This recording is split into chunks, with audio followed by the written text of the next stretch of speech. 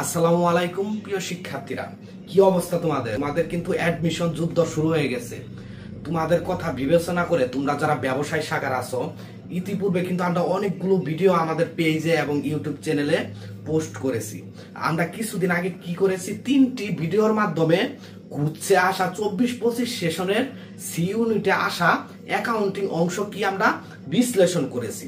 সেই ধারাবাহিকতায় রাজশাহী বিশ্ববিদ্যালয়ে আসা 24-25 সেশনের বি ইউনিট বাণিজ্য ইউনিটে আসা অ্যাকাউন্টিং অংশটুকু আমরা কি বিশ্লেষণ করব। এর জন্য তোমাদের কয়টি 2 থেকে 3টি ভিডিও দিতে হবে। কারণ কি, আমরা বিশ্লেষণ করে আগাবো, অ্যানালাইসিস করব। এর জন্য আমাদের টাইম বেশি লাগবে। অর্থাৎ আমাদের আমাদের একটা এমসিকিউ পড়া মানে কি একটা টপিক পড়া।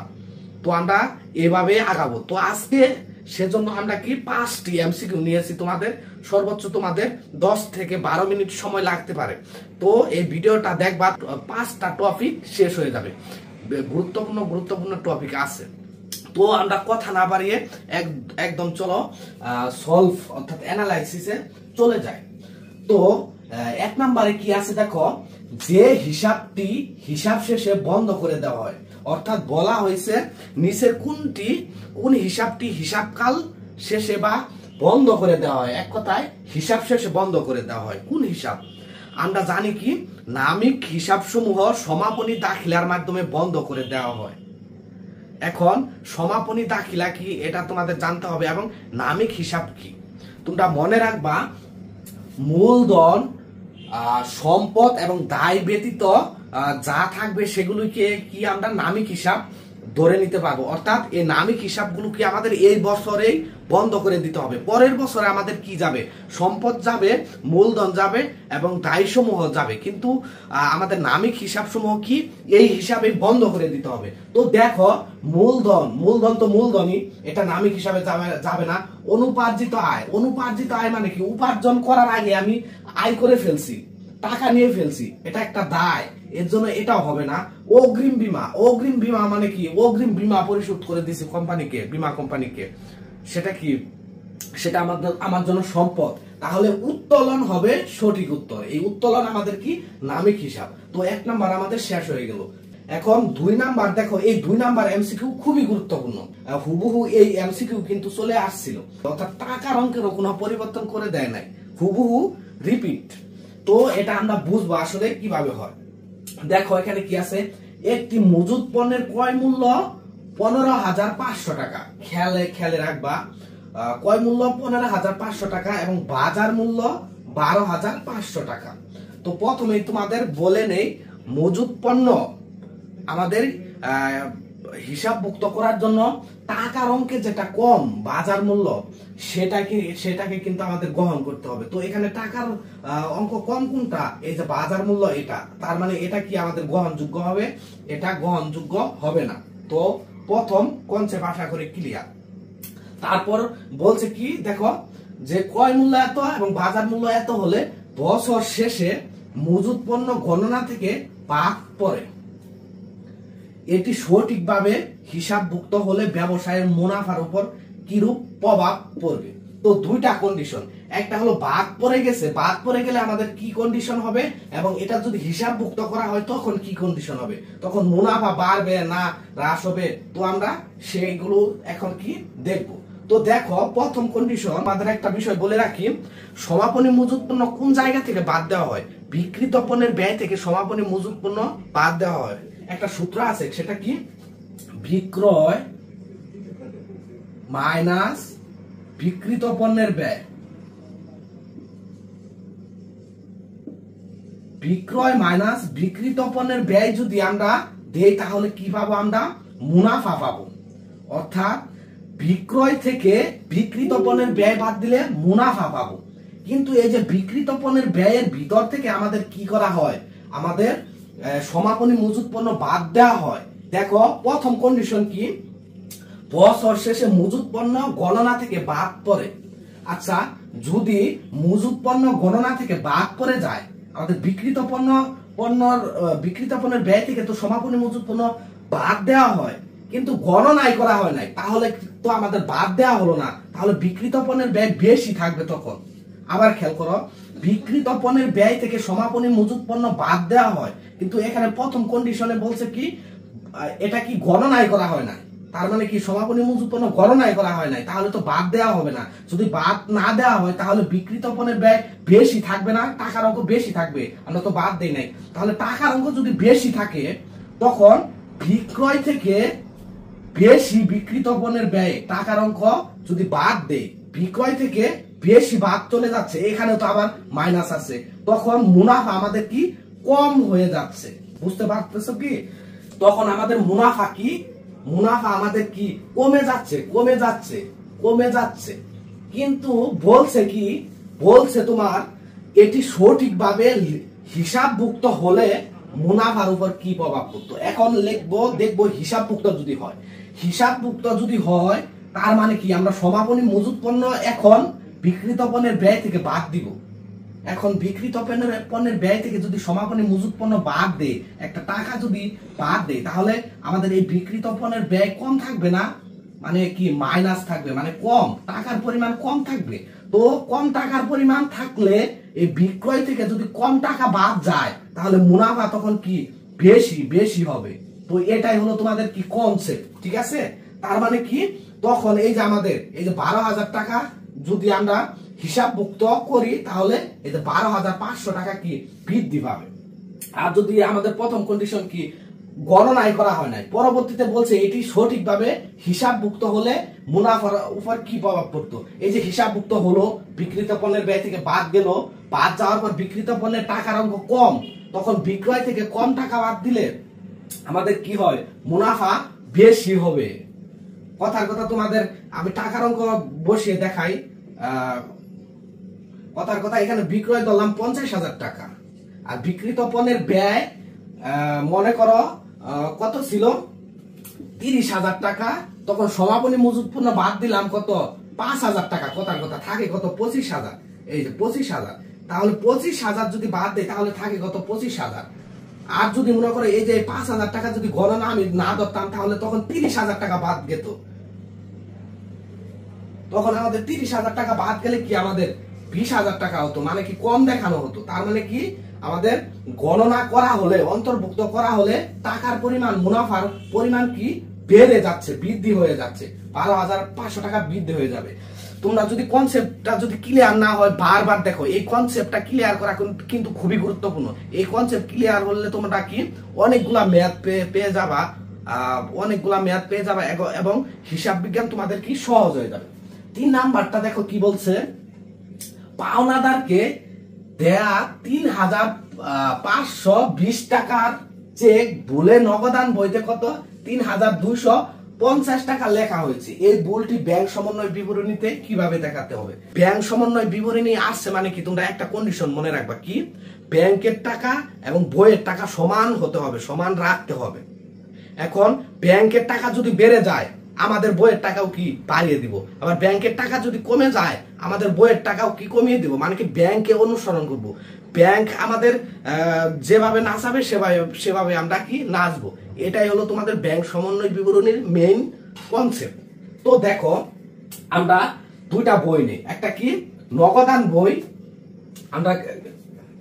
আমরা এখানে মুছে দেই,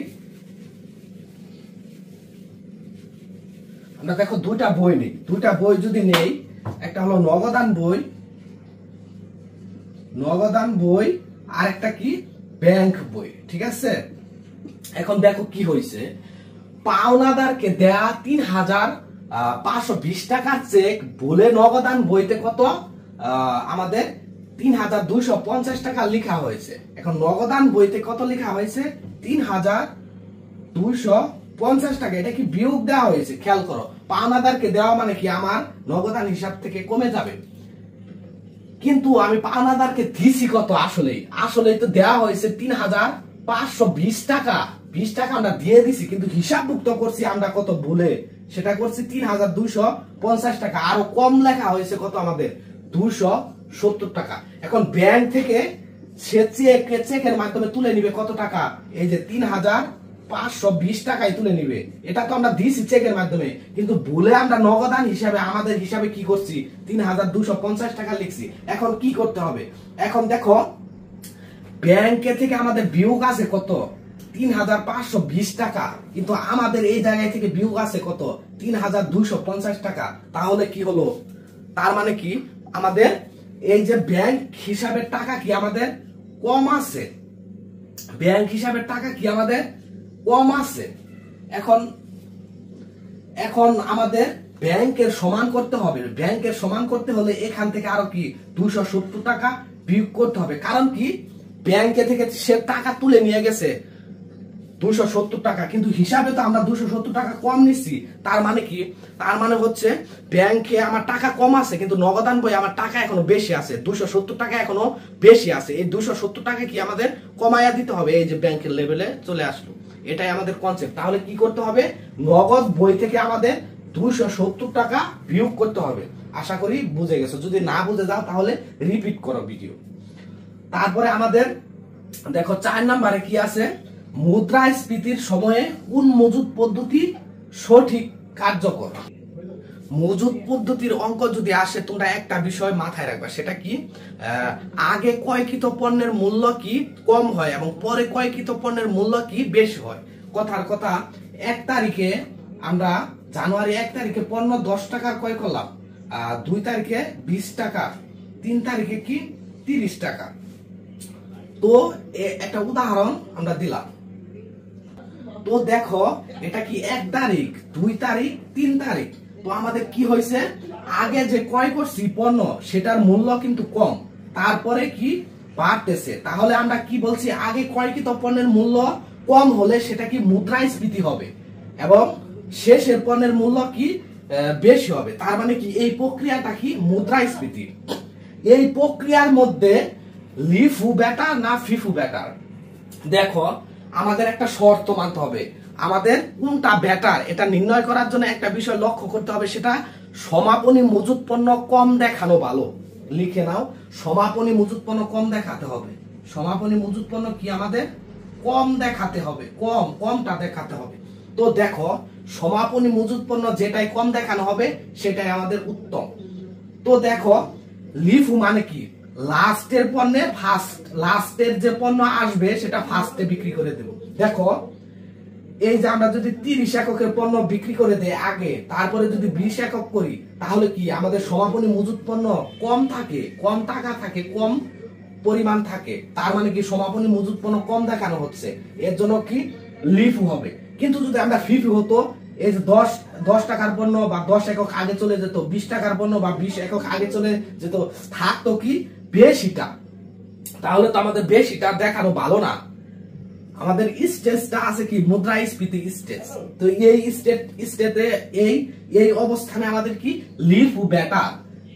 আর মুদ্রাস্ফীতি কখন বুঝবো, যে শুরুতে ক্রয়কৃত পণ্যের টাকা আমাদের কম হবে, তারপরে কি আস্তে আস্তে বাড়তে থাকবে, এবং শেষে ক্রয়কৃত পণ্যের টাকা কি বেশি হবে। এই স্টেজ যে এটাই হলো মুদ্রাস্ফীতির স্টেজ। এই স্টেজে আমাদের কি দেখতে হবে যে সমাপনী মজুদ পণ্য কমটা দেখানো হচ্ছে কিনা। সবসময় কমটা দেখানো ভালো, তাহলে কমটা দেখানো হয় লিফু পদ্ধতিতে, আর বেশি দেখানো হয় কি ফিফু পদ্ধতিতে। এইভাবে তোমাদের এমসিকিউ চলে আসতে পারে। আশা করি ম্যাথটা বুঝে গেছো। 5 নম্বরে কি আছে দেখো, তোমাদের ভোকাব পার্ট। বাংলাদেশের আর্থিক প্রতিবেদনের মান নির্ধারণ করে কে? বাংলাদেশে বলছে, বাংলাদেশে এটা হবে তোমাদের আইসিএবি। এটা মুখস্থ অংশ। আর যদি তোমাদের আন্তর্জাতিক হতো, আন্তর্জাতিক দিলে IFRS হতো। এই দুটা কি মুখস্থ করে নাও।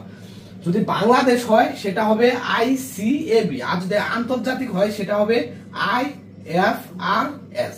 তো এই ছিল আমাদের 5টি এমসিকিউ। তো এখানে বিশেষ করে তোমাদের কি ম্যাথ আছে, 2টা বা 3টা ম্যাথ আছে, যেগুলো কি আসলে বোঝার বিষয়। এই ম্যাথ গুলো বুঝলে তুমি কি এই টাইপের ম্যাথ যতই আসুক না কেন ঘুরিয়ে ফিরিয়ে তুমি অবশ্যই পারবা। তো এর জন্যই কি আমরা কম করে বিশ্লেষণ করে পড়তেছি। আশা করি তোমাদের ক্লাসটা অনেক উপকারে আসছে। আমাদের সাথে থাকবা। এর পরবর্তীতে কি আমরা এই বি ইউনিটে আসা 20টা এমসিকিউ আমরা কি সলভ দিব। তো আল্লাহ হাফেজ, ভালো থাকো। আসসালামু আলাইকুম প্রিয় শিক্ষার্থীরা, কি অবস্থা তোমাদের? আশা করি সবাই ভালো আছো। আমরা রাজশাহী বিশ্ববিদ্যালয়ের 24-25 সেশনে আসা বি ইউনিট অর্থাৎ বাণিজ্য ইউনিটে আসা হিসাব বিজ্ঞান অংশটুকু বিশ্লেষণ করতেছিলাম। তো আমরা বলেছিলাম তোমাদের ধারাবাহিকভাবে 2 থেকে 3টি ভিডিওর মাধ্যমে আমরা হিসাব বিজ্ঞান অংশটুকু শেষ করব। আমরা এটাও বলেছিলাম আমরা শুধু একটা এমসিকিউ পড়তেছি না, একটা টপিক পড়তেছি, অর্থাৎ একটা এমসিকিউ পড়ার মাধ্যমে ওই টাইপের যতগুলো এমসিকিউ তোমার আসুক না কেন তোমাদের কিন্তু তোমরা কিন্তু পেয়ে যাবে, সহজ হয়ে যাবে তোমাদের জন্য। এর জন্য আমাদের কি টাইম বেশি লাগতেছে, আমরা গভীরভাবে এমসিকিউ গুলো বিশ্লেষণ করতেছি। এর আগে আমরা কি ঢাকা বিশ্ববিদ্যালয়ে আসা এমসিকিউ সলভ করছি, আমরা রাজশাহী বিশ্ববিদ্যালয়ের এখন এমসিকিউ সলভ করব, সামনের আরো একটি ভিডিও হয়তো দিতে পারি তোমাদের। এরপর কি তোমাদের গুচ্ছেরও শেষ করছি, এরপর আস্তে আস্তে আরো অন্যান্য বিশ্ববিদ্যালয়ের প্রশ্নগুলো কি শেষ করব, অর্থাৎ আমরা প্রিভিয়াস ইয়ারের কোয়েশ্চেন সুন্দরভাবে অ্যানালাইসিস করব। এটা কিন্তু তোমাদের খুবই গুরুত্বপূর্ণ, বিশেষ করে এই জায়গাগুলো থেকে কিন্তু তোমাদের প্রশ্ন চলে আসে, তাই তোমাদের প্রিভিয়াস ইয়ার কোয়েশ্চেন কিন্তু সলভ করতে হবে, অ্যানালাইসিস করতে হবে। তো আমরা কথা না বলে চলো শুরু করে দিই। আমরা 5টা এমসিকিউ সলভ করেছিলাম, আজকে কি 6 নাম্বার। দেখো এখানে কি আছে, নিট বিক্রয় ও মুনাফার পরিমাণ যথাক্রমে কত। নিট বিক্রয় আছে 30,000 টাকা এবং মুনাফা আছে 6,000 টাকা। বলছে ক্রয় মূল্যের উপর মুনাফার হার কি। ক্রয় মূল্যের উপর মুনাফার হার, বিক্রয় মূল্যের উপর মুনাফার হার, এই ধরনের ম্যাথ কিন্তু তোমাদের প্রায়ই চলে আসে। তো আমরা তোমাদের কি বলেছিলাম যে একটা কন্ডিশন মনে রাখবা, সেটা কি আবারও লিখে দেই, 16.67, তারপরে 20%, তারপরে কি 25%, তারপরে 30%, তারপর কি 50%, তারপর তোমাদের কি 100%। এইটা মনে রাখবা, 16.67, 20, 25, 30, 50, 100, তারপর 200 হবে। এই সিরিয়ালটা তোমরা কি মনে রাখবা, এটা কিন্তু খুবই গুরুত্বপূর্ণ। তারপর আমরা একটা কথা বলেছিলাম কি, ক্রয় মূল্যের উপর মুনাফার হার বেশি এবং বিক্রয় মূল্যের উপর মুনাফার হার কি কম। তো লক্ষ্য করো এটা আমরা কিভাবে প্রয়োগ করব। এখানে দেখো আগে কি বলছে, ক্রয় মূল্যের উপর মুনাফার হার কত। আমাদের ক্রয় মূল্য কি দেওয়া আছে? ক্রয় মূল্য কিন্তু দেওয়া নাই, আমাদের কি আছে, বিক্রয় মূল্য দেওয়া আছে। তো দেখো বিক্রয় মূল্য থেকে আমরা মুনাফা পাইছি কত, 6,000। এই যে বিক্রয় মূল্য 30,000, তো 30,000 কয় পার্সেন্ট 6,000, এখানে যদি 1 গড় নেই, 1 গড় নিলে আমাদের কি 10% হয়। 10% কত, 3,000। তাহলে 10% ডাবল কত, 20%। তাহলে 3,000 ডাবল কত, 6,000। তার মানে কি এখানে বিক্রয় মূল্যের উপর মুনাফার হার, সেটার উপর নির্ভর করে এটা আমাদের কত, 6,000 হচ্ছে। অর্থাৎ বিক্রয় মূল্যের উপর মুনাফার হার 20%, 6,000 টাকা। এখন বের করতে বলছে ক্রয় মূল্যের উপর মুনাফার হার কি। এখন আমরা কি শিখেছিলাম যে ক্রয় মূল্যের উপর মুনাফার হার বেশি। এখানে দেখো 20% আছে না, আছে। আমরা কি বলেছিলাম, বিক্রয় মূল্যের উপর মুনাফার হার কম, ক্রয় মূল্যের উপর মুনাফার হার বেশি। তো বিক্রয় মূল্যের উপর মুনাফার হার 20%, তাহলে ক্রয় মূল্যের উপর মুনাফার হার কি হবে, বেশিটা হবে। এটার বেশি কোনটা, 25%। তাহলে এই 25% কি আমাদের সঠিক উত্তর। ঠিক আছে, আশা করি বিষয়টা বুঝতে পারছো। এর আগেও কিন্তু আমরা এমন এমসিকিউ পেয়েছিলাম, সেখানেও কিন্তু আমরা বিশ্লেষণ করেছি। তো চলো এখন 7 নম্বরে চলে যাই। 7 নম্বরে কি আছে, একটি মেশিনের ক্রয় মূল্য 5 লক্ষ টাকা, পরিবহন খরচ 50,000 টাকা, সংস্থাপন ব্যয় 20,000 টাকা, প্রত্যাশিত আয়ুষ্কাল 4 বছর এবং ভগ্নাবশেষ মূল্য কত, 35,000 টাকা। ক্রমহ্রাসমান জের বা উদ্বৃত্ত পদ্ধতিতে দ্বিতীয় বছরের অবচয় কত হবে। আমাদের অবচয় বের করতে বলছে, অর্থাৎ আমাদের অবচয় থেকে কিন্তু এমসিকিউ চলে আসছে। এটা কিন্তু খুবই গুরুত্বপূর্ণ, একটা এমসিকিউ 100% এই চ্যাপ্টার থেকে পেয়ে যাবা। তো অবচয় কয় ভাবে নির্ণয় করা হয়, 2 ভাবে, একটা হলো ক্রমহ্রাসমান আর একটা হলো স্বাভাবিক পদ্ধতিতে। তো ক্রমহ্রাসমান জের পদ্ধতিতে আমাদের কি করা হয়, ক্রমহ্রাসমান জের পদ্ধতিতে কিন্তু ভগ্নাবশেষ মূল্য বিবেচনা করা হয় না, এটা বিবেচনা করা হয় কি সরলরৈখিক পদ্ধতিতে। মাথায় রাখবা কিন্তু ক্রমহ্রাসমান বা দ্রুত ক্রমহ্রাসমান জের পদ্ধতিতে কি ভগ্নাবশেষ মূল্য বিবেচনা করা হয় না।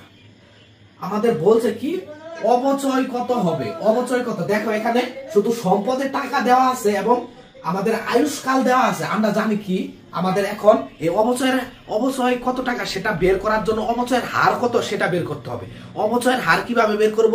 এই যে 4 বছর না, আমাদের n বছরের মাধ্যমে বের করব। আমরা একটা সূত্র জানি, সেটা কি 100 কে আমাদের কি বছর দ্বারা ভাগ করতে হবে। এখানে কয় বছর? 4 বছর।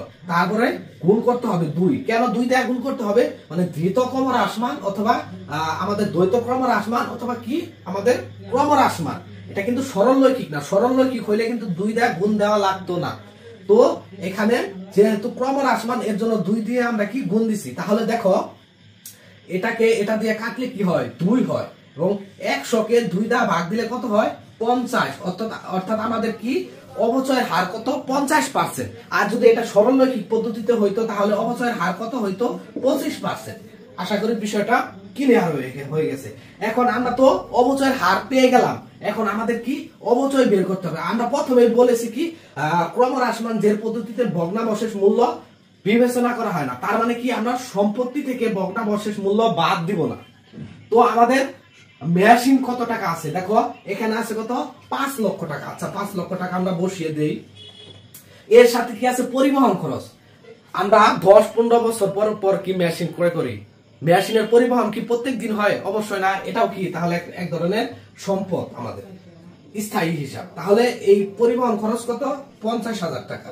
সংস্থাপন ব্যয়, প্রত্যেক দিন কি আমরা সংস্থাপন করি না? এটাও তাহলে যাবে। তাহলে টোটাল আমাদের কত হয়েছে?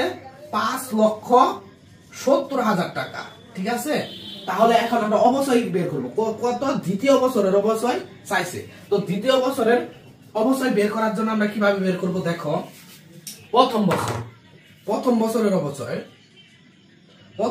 অবচয় বের করার জন্য আমরা কত সম্পত্তির মূল্য কত পাইলাম? 5,70,000 টাকা। এটা যদি আমরা 50% করি তাহলে আমাদের কত হয়? দেখো 50% করলে আমাদের হয়ে যায় 2,85,000 টাকা। এই 85,000 টাকা কি আমাদের প্রথম বছরের অবচয়। এখন এই প্রথম বছরের অবচয় আমরা কি বাদ দিব মোট সম্পত্তি থেকে। তাহলে কত থেকে যাবে? তাহলে আরো কত? 2,85,000 টাকা থেকে যাবে। এটা কি দ্বিতীয় বছরের কি আমাদের সম্পদ। মানে 50% মানে কি অর্ধেক অবশ্যই আমরা বাদ দিয়ে দিলাম। তাহলে আমাদের দ্বিতীয় বছরের সম্পদ রয়ে গেল কত? 2,85,000। এই 2,85,000 উপরে কি এই যে দ্বিতীয় বছর এটার উপরে আবার কি 50% ধরতে হবে। তখন যেটা আসবে সেটা কি আমাদের উত্তর। তাহলে 2,85,000 50% হবে আমাদের 1,42,500 টাকা। এটাই আমাদের সঠিক উত্তর। আশা করি এমসিকিউটা কি তোমরা বুঝে গেছো। তো এভাবেই তোমাদের কি ম্যাথ করতে হবে। এখানে তৃতীয় বছর চাইতে পারতো, প্রথম বছর, চতুর্থ বছর, পঞ্চম বছর, এভাবে কি আমাদের চাইতে পারতো। তো আমাদের 7 নম্বর শেষ। এরপর দেখা 8 নম্বরে কি আছে? নিম্নের কোনটি রূপান্তর ব্যয়ের অংশ নয়। রূপান্তর ব্যয় কি বিষয়টা তোমাকে বুঝতে হবে।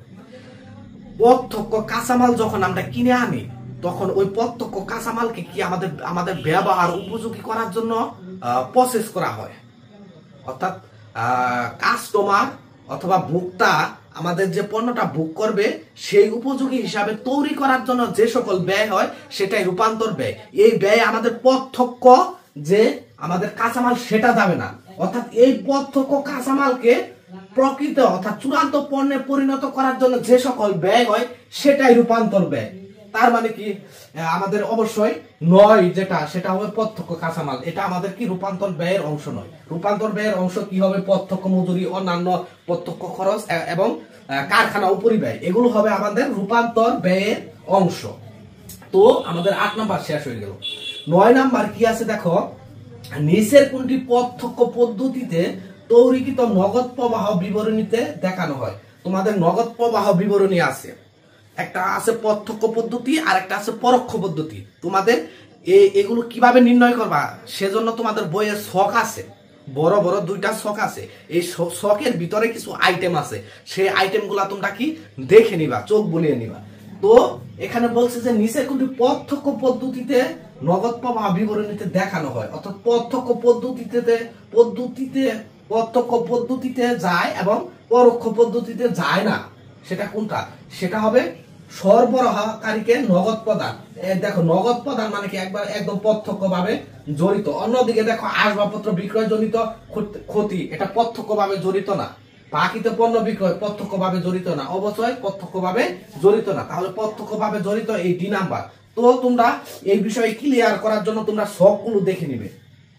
10 নম্বরে কি আছে দেখো, একটি কোম্পানি বিনামূল্যে বর্তমান শেয়ার মালিকদের মধ্যে 5:1 অনুপাতে নতুন শেয়ার বিতরণ করে। বিনামূল্যে শেয়ার বিতরণ করলে এক কথায় সেটা কি হবে, আমাদের বোনাস শেয়ার হবে। বোনাস শেয়ার, শেষ কথা। বিনামূল্যে শেয়ার বিতরণ মানে কি, বোনাস শেয়ারে যাবে। তো এই ছিল তোমাদের কি আরো 5টি এমসিকিউ। আমাদের টোটাল 10টি এমসিকিউ পড়া হয়ে গেছে। আমরা হয়তো আরেকটি ভিডিওর মাধ্যমে তোমাদের কি এই রাজশাহী বিশ্ববিদ্যালয়ের 24-25 সেশনের অ্যাকাউন্টিং অংশ শেষ করে দেব। তারপর আমরা নতুন অন্য একটি বিশ্ববিদ্যালয়ের প্রশ্ন অ্যানালাইসিস ধরবো। তো সবাই ভালো থাকো এবং নিয়মিত পড়াশোনা করো, প্রশ্ন অ্যানালাইসিস করো, বুঝে বুঝে পড়ো। ইনশাল্লাহ তোমরা পাবলিকিয়ান হতে পারবা। আর আমাদের কি পেজের সাথে সাথে ইউটিউব চ্যানেলে অ্যাড হয়ে যাও।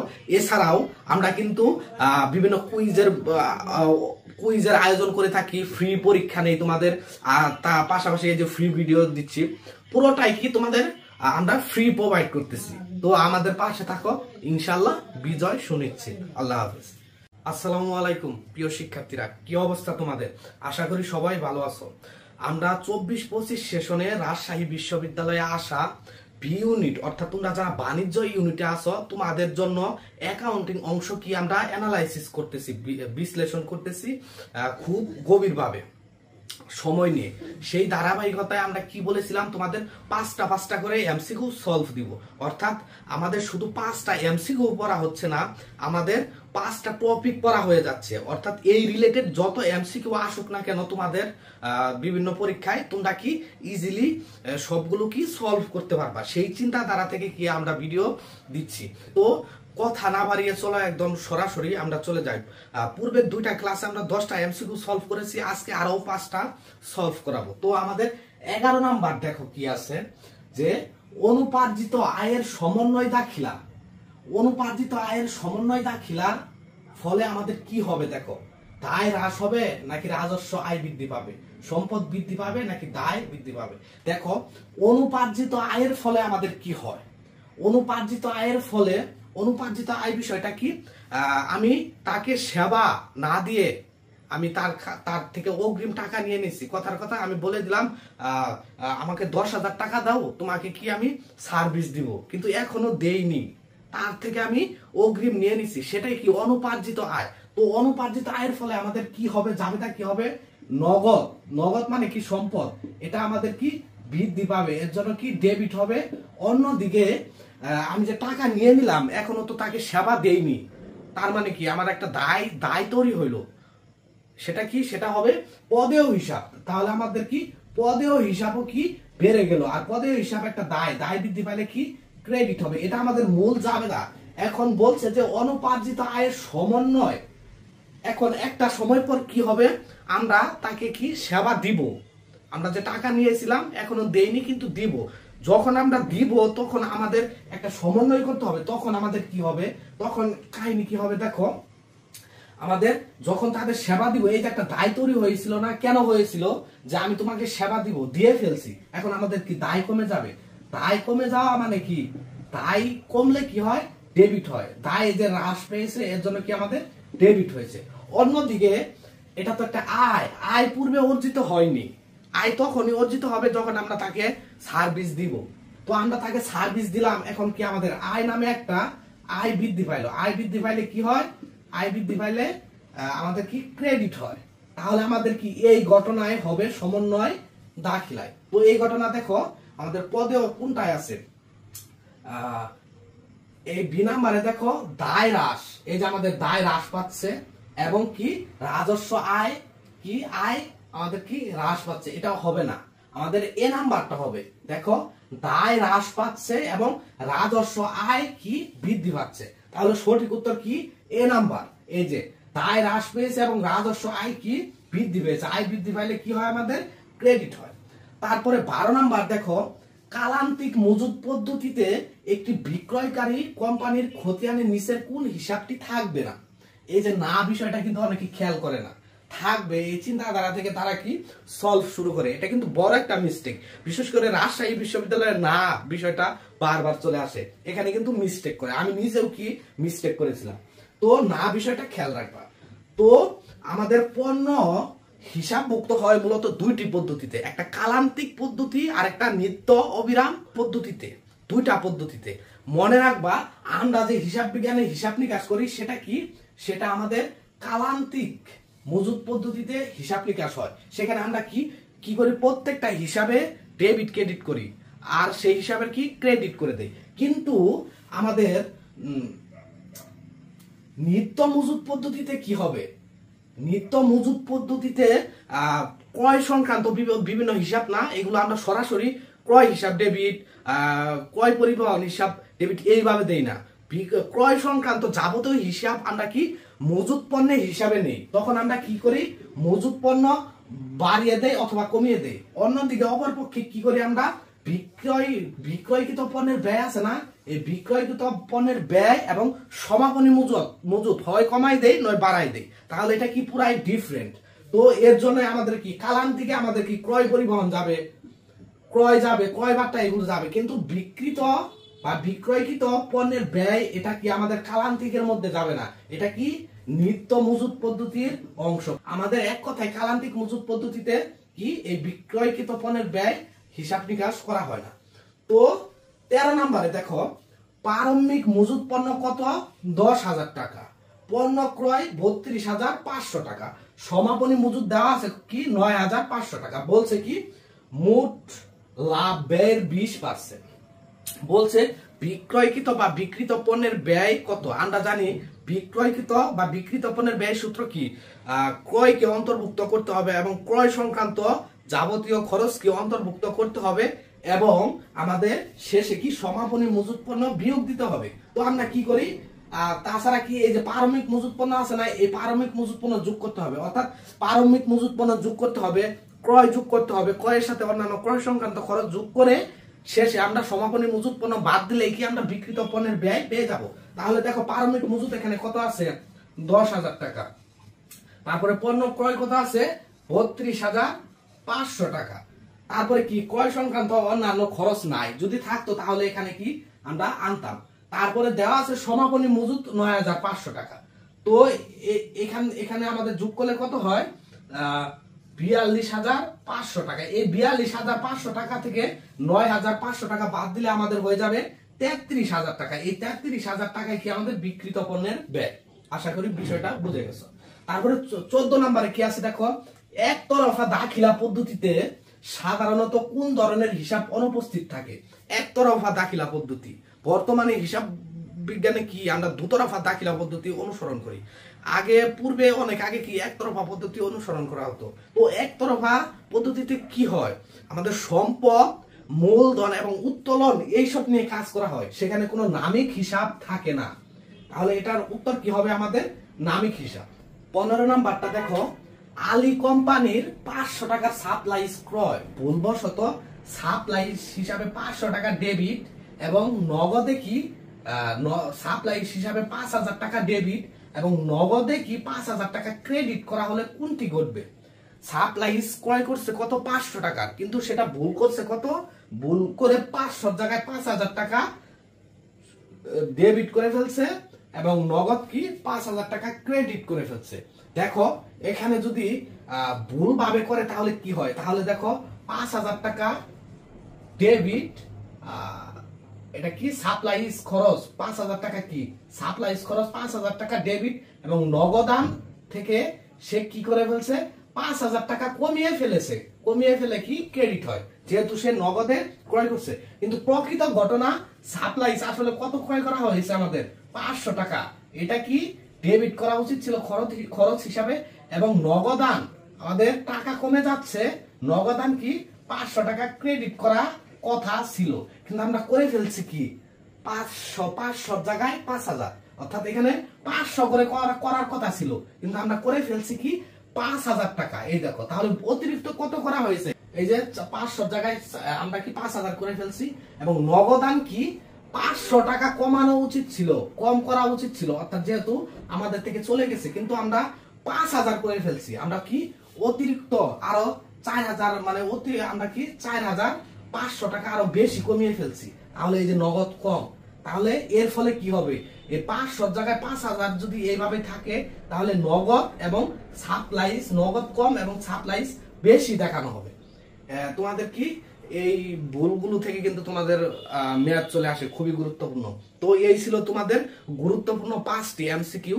পরবর্তীতে আমরা কি আরো 5টি এমসিকিউ সলভ করব। এভাবে তোমাদের কি এই রাজশাহী বিশ্ববিদ্যালয়ের 24-25 সেশনের প্রিভিয়াস ইয়ার কোয়েশ্চেন শেষ হয়ে যাবে। এর পরবর্তীতে কি আমরা অন্য আরেকটি বিশ্ববিদ্যালয়ের কোয়েশ্চেন ধরবো। আমরা কিন্তু অলরেডি গুচ্ছে আসা যে এমসিকিউ গুলো সেগুলো সলভ করেছি, ঢাকা বিশ্ববিদ্যালয়ে আসা এমসিকিউ সলভ করেছি। ইনশাল্লাহ আমরা রাবিটা করতেছি, নেক্সট টাইমে আমরা আরো কি সমাধান দেব। তো ভালো থাকো, আল্লাহ হাফেজ। আসসালামু আলাইকুম প্রিয় শিক্ষার্থীরা, কি অবস্থা তোমাদের? আশা করি সবাই ভালো আছো। তোমরা যারা সি ইউনিটে অর্থাৎ বাণিজ্য ইউনিটে আছো, তোমাদের কিন্তু অ্যাডমিশন প্রিপারেশন শুরু হয়ে গেছে। তোমাদের কথা বিবেচনা করে আমরা বিভিন্ন বিশ্ববিদ্যালয়ে আসা প্রিভিয়াস ইয়ারের কোয়েশ্চেন অ্যানালাইসিস করতেছি। আমরা গুচ্ছে আসা কোয়েশ্চেন ব্যাখ্যা করেছি। এর আগে আমরা ঢাকা বিশ্ববিদ্যালয়ে আসা 24-25 সেশনে সেগুলো কি তোমাদের ভিডিও আকারে, ব্যাখ্যা আকারে আমরা কি ডিটেলসে দিয়েছি।